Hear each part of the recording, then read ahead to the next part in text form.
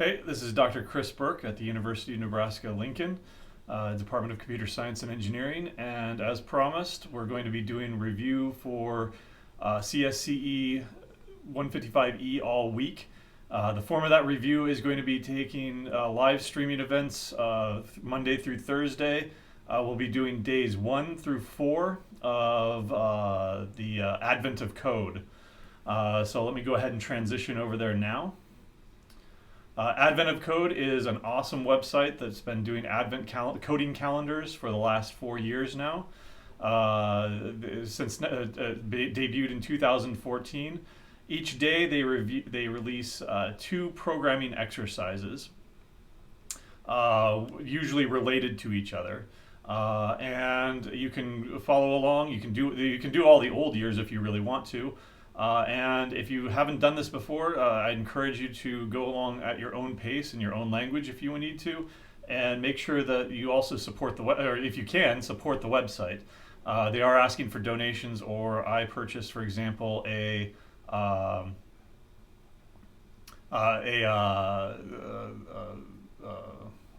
T-shirt or something. I forget what it was, a hoodie, I guess.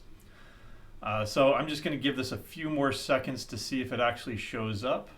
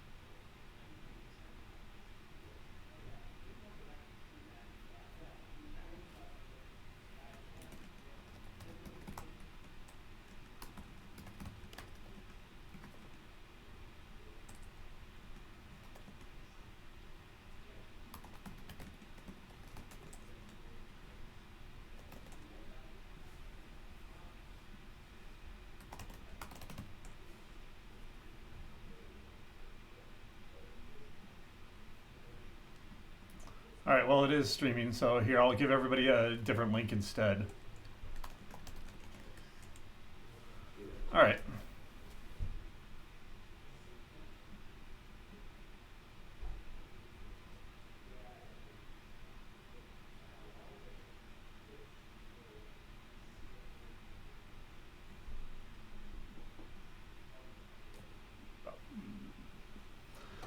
All right, so hopefully it'll be recorded, but I'm just going to go ahead and start here.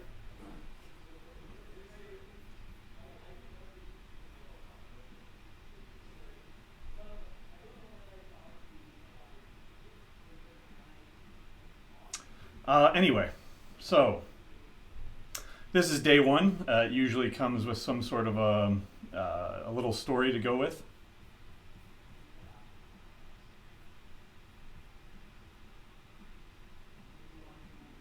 There we go. We've detected some temporal anomalies. One of the Santa's elves at the Temporal Anomaly Research and Detection Instrument Station tells you she sounds pretty worried that she called you down here at 500-year intervals into the past. Somebody has been changing Santa's history. The good news is that the changes won't propagate to our time stream for another 25 days, and we have this device. She attaches something to your wrist. This will let you fix the changes with no such propagation delay. It's configured to send you 500 years further into the past every few days. That is the best that we could do on short notice. Basically, the idea is that you have to earn 50 stars. That's 2 stars a day. Again, usually it is related somehow. There's a first version, and then there's a second version that's either related or increases the difficulty somehow, or increases the computational difficulty, where if you try some sort of a brute force solution, it's not going to work on the second day because they up the complexity. So let's just get into it here. After feeling like you've been falling for a few minutes, you look at the device's tiny screen. Error: device must be calibrated before the first use. Frequency drift detected. Cannot maintain destination lock. Below the message, the device shows a sequence of changes in frequency. This is your puzzle input. A value of like +6 means that the current frequency increases to 6. A value of like -3 means that the current frequency decreases by 3. And it gives you several test cases here that you can test and see if your program is correct before submitting your final answer. In this example, the resulting frequency is 3 because you go up 1, down 2, so -1 now, +3, so that would be +2, and then +1 more, resulting in 3. Here's some more examples. You go up by 1 3 times, gives you 3. You go up 2, then up by 1 twice, and then you go down 2 immediately, which results in 0. So this is seeming like it's a really simple problem, especially for advent of code. Usually they're much harder than this. Let me go ahead and get my puzzle input to see how big it is. All pretty small numbers, but also there's some extreme numbers to ensure that you can't just use a small, say 16-bit number or something probably. But they are all very, very manageable. In fact, you probably don't even have to write a program to solve this at all. As a first step here, let me go ahead and just open up Excel or something and try to let's just go ahead and cut and paste these numbers. And then when I select them all, looks like they're going to be 1,000 numbers. Yep. Or 967 numbers. Looks like the sum is 435. So you know what? Let's go ahead and try to cheat without programming a single line of code here. See if that's correct. And it is. But since this is a review, I'm going to go ahead and actually program this in C. Okay, so that you get the benefit of the review. Again, it's a really simple for out of character for an advent of code event. So let's go ahead and create a new file here. Because I want to do some file I/O. I always number these day 1 input.txt. I'll go ahead and cut and paste this. Okay. So basically the idea that I'm going to outline here is that you're going to want to open this file and process it line by line, convert that line into an integer, and then we'll just simply add this integer to a running total like the example showed. I've got a frame, just a basic program ready to go here so that we don't have to do the boilerplate stuff. Let me go ahead and open up that file. So I'm going to need a file handle. We'll open the file in the current working directory. That's where I placed it, and its name was as follows. And the second argument to fopen is going to be R, because you're going to be wanting to read it. Okay. And we can do some basic error checking here to see that it was successfully opened or not. I'm just going to skip that, but you certainly should if you're doing this as a full solution. So let's go ahead and get that first line. Actually, we're going to use forgets over and over again, getting the next line until we're done. So let me go ahead and create a pointer here, because remember, forgets returns a pointer. And we're also going to need a buffer in order to read a line into it. None of those lines were very long, so I'm just going to create a temporary buffer here of size 100. That should be more than enough for any of those lines. We'll read into buff at most 100 minus 1 characters, because it automatically inserts that null terminating character for you, out of the file f. Right? Now, while that returned pointer value is not null, we'll go ahead and get the next line. But before we get that next line, we're going to want to process the current line. So I'm just going to get an integer here. And remember, to convert from a string to an integer, you need a to I.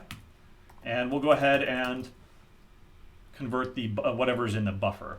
Okay. Then we'll go ahead and add that value to a running total. So I'm going to need another variable here. I think it was representing a frequency. So frequency, we'll start it initially at 0.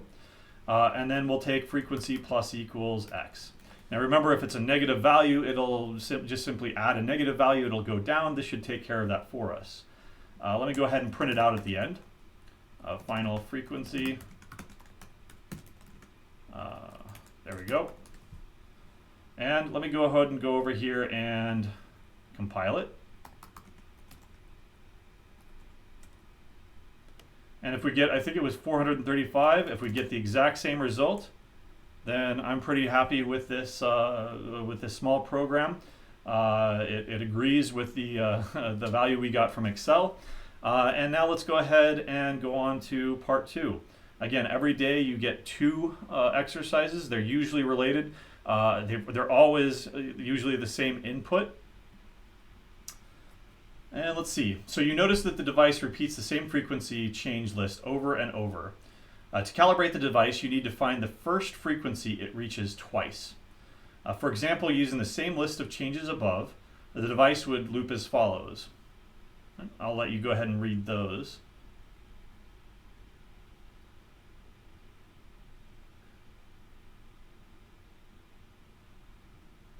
In this example, the first frequency reached twice is 2. Note that your device might need to repeat its list of frequencies changes many times before a duplicate frequency is found, and that duplicates may be found while in the middle of processing the list. So at some point you're going to want to stop and immediately report the first one that you find. Here's some examples. So you go up by 1, down by 1, then you've reached 0 again. Remember, you started out at 0, so if you hit 0 a second time, that's when you stop. You go up 3, up 3, up 4, then you're at 10, and then down 2, down 4. Up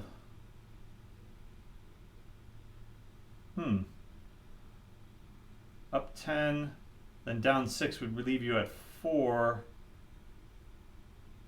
I don't see how that reaches 10 twice. Let's look at the third one. So minus 6, then you go up by 3. So you were at 0, minus 6. Now you're at minus 3. Then you go up by 8. You're at 5 now. Then you go up by 5. Again, reaches the first reaches 5 twice.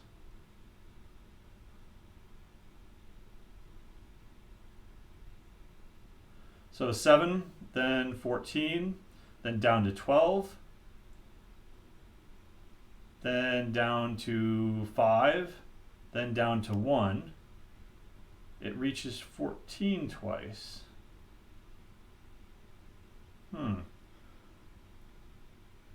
Some questions over here. I don't know how you don't. If you don't donate to the stream, don't donate to the stream at all. I don't need any of your money. If you want to donate anything, donate it to the Advent of Code. Anybody out there seeing something that I'm not seeing? So, for example, using the same list of changes above, the device would loop as follows. The current, I assume it's referring to this one up here. So current frequency of 0, it changes to 1, so we're at 1. Then change of 2, so we're at -1. change of 1, or change of 3, so we're at positive 2. Change of 1 results in 3. Okay. So current frequency of 0, change to 1, we reach 1. 1, change of negative 1, 2, then we go down to 2, negative 1. Negative 1, change of plus 3, we're up to 2. Nothing's repeated so far. Current frequency of 2, we go up by 1, we're at 3. The device continues from the start of the list. Okay. Oh, maybe that was that's where my misunderstanding was. It always goes over and over and over again. So let's look at that second example again. So it goes up to 10, then down to 8, then down to 4, and then we start at the beginning again. It goes up 3, so we're at 7 now. Then it goes up to 3, and there's where it reaches 10 for the second time. You have to go through it at least once. So obviously we're going to need to keep track of the entire list. So let me go ahead and take care of that as a first step. I'm going to go ahead and duplicate this. Call it B instead. Same input, right? They're not changing inputs. It hasn't changed. You can still get your input here. Good. So what I'm going to have to do is, instead of processing these on the fly, I'm going to have to keep track of them in an array.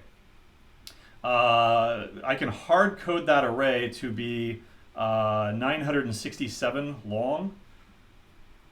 So that's not that big. So let's go ahead and create an integer array, values, 967 values. And then instead of adding them to a frequency, we'll go ahead and get rid of that. We will go ahead and put them into that array. I'll of course need I, and I will need to increment that on each one. And then after I'm done, instead of printing out the final frequency, we'll go ahead and close that file. Okay. I have a reasonable assurance here that all those values are retained, or successfully read into this array here. Let's just check. If you want to, we can go ahead and, as part of our debugging process, go ahead and print those out and see if they match. I'll go ahead and do that really quick. And already I am seeing that maybe I should have created a variable for this, so I'll do that, so I don't have to repeat that same magic value over and over again.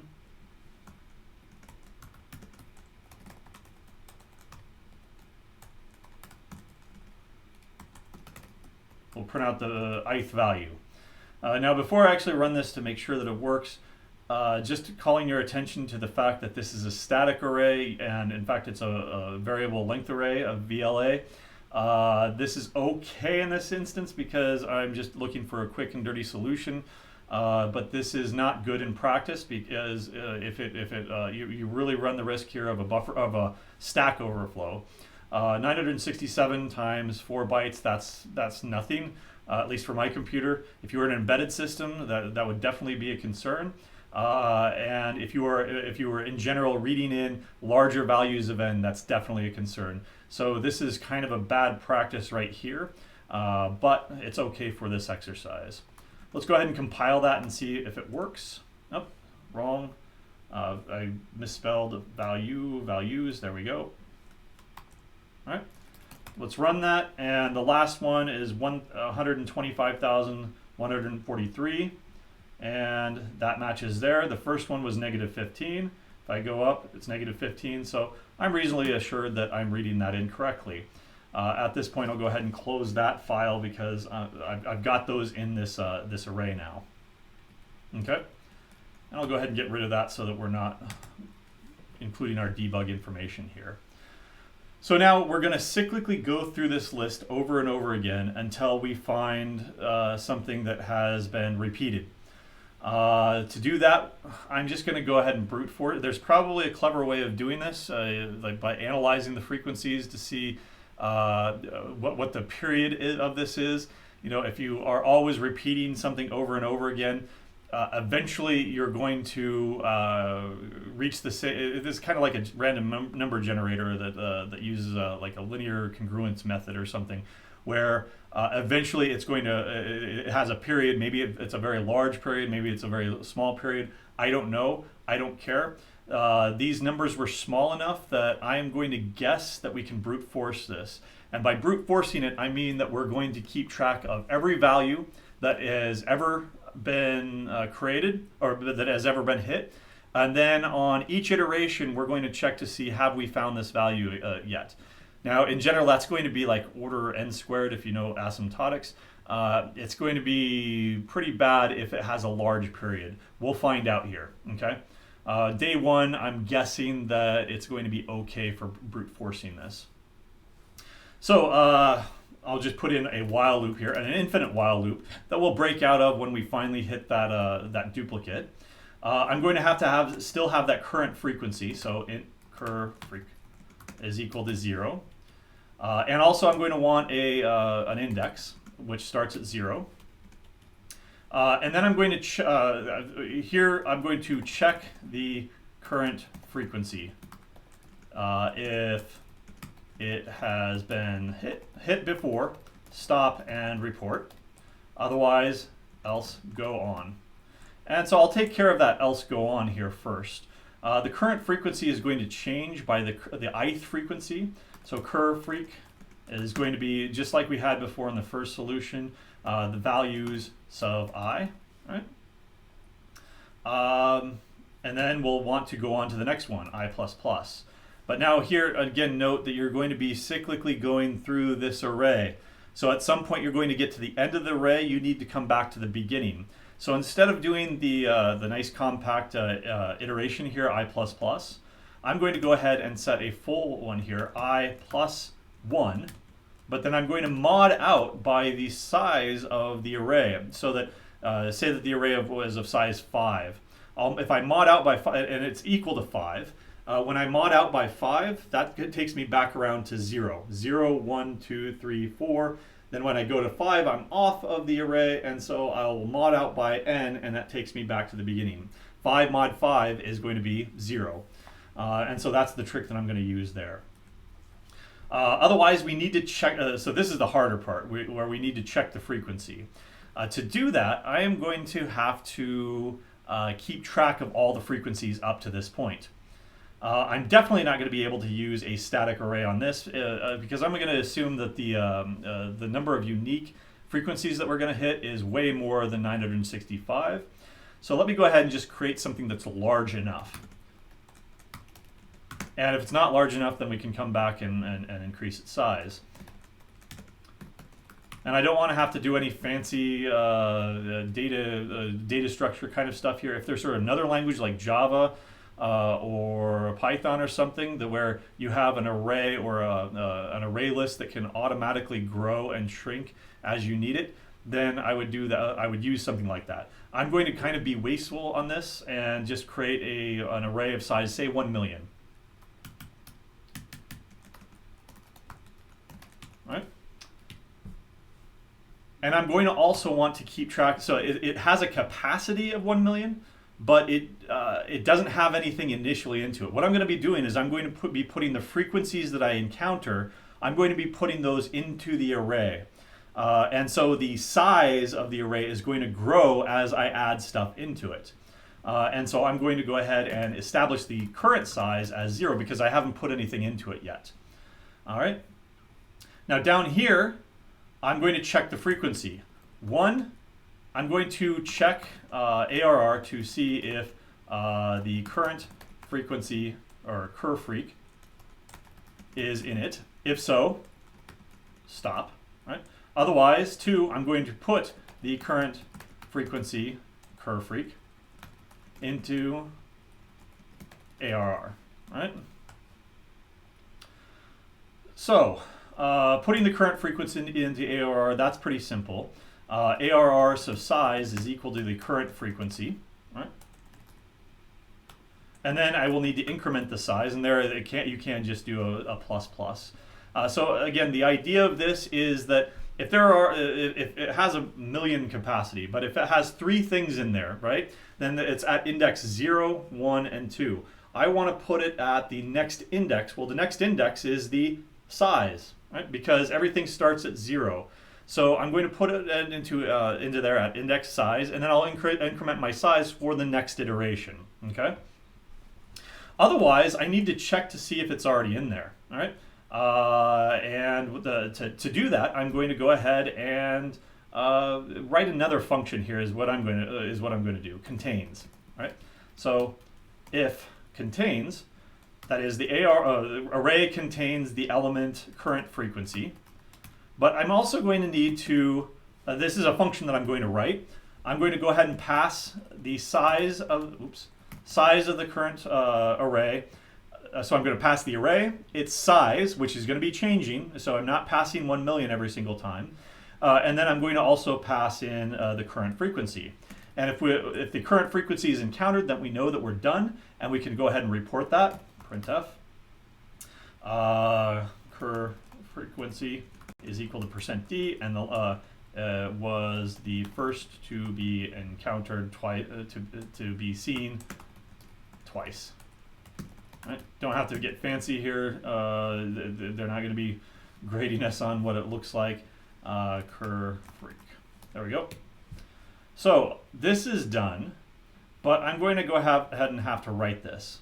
Now this is where I'm taking a big risk here, because I don't know whether or not the period is very long.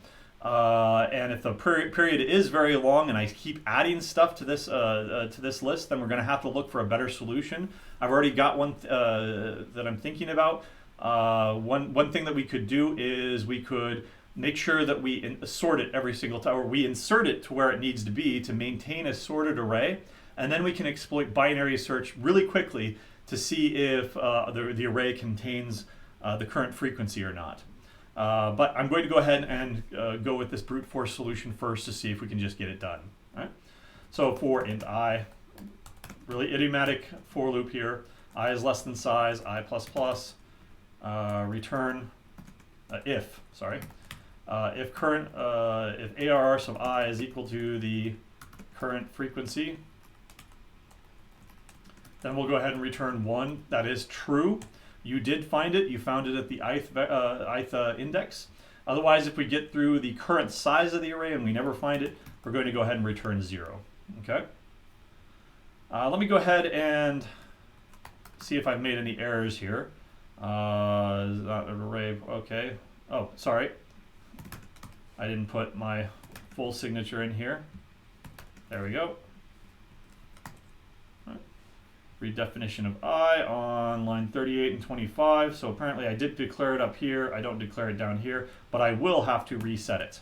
Okay. All right. So I'm going to go ahead and let this run. Cross my fingers that we see it maybe in the next 10 seconds. And it looks like maybe it was designed so that you couldn't do this, so that you'd have a really long period, even a modestly long period of, say, 1 million. Means that as you grow your array of size 1 million, then checking it to see if a frequency is already in there is going to take 1 million squared. So whatever that was. Oh. So it wasn't that long, but the mistake I made here was I kept going. So it wasn't, let's see if it captured it. Oh, it was. So I was able to capture a value here that was repeated the first time, 245. I'm going to cross my fingers and hope that that's correct, but if not, then we'll have to come back and debug. And the next version will immediately quit after it finds that first repeated value. 245, let's go ahead and see if that's right. Crossing my fingers here. Please cross them with me. Hey, we did it. So that's day 1. Again, let me go ahead and show you the code in case you need it here. There was my while loop. If you want, I'll be doing this for the next 3 days. This will be available. All of these will be available as well throughout. Once they've been recorded, they'll post. But otherwise, I will be doing this on Tuesday, Wednesday, and Thursday. We'll be doing days 2, 3, and 4. Which are already available. We're a couple days behind here. If you want to do them ahead of time and then see my solution, that's perfectly fine. Okay. So I'll see you in class later today. And Merry Crimbus.